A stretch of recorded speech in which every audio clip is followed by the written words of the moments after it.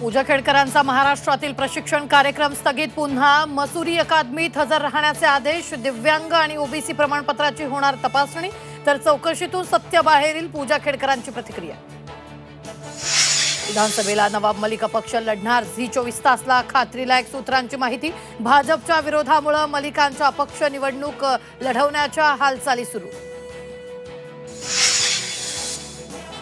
विधानसभेसाठी अजित पवारांचा धडाका, 288 मतदारसंघाचा सर्व्हेद्वारे घेणार आढावा, तर पक्षातून कुणी गेलं तर नव्यांना संधी देणार।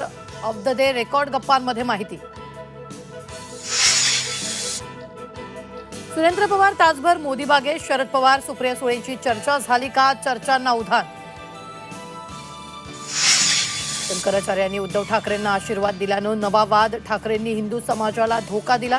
महंत नारायणगिरींचं वक्तव्य, तर शंकराचार्यांनी खोटं ठरवणार का? संजय राऊतांचा सवाल।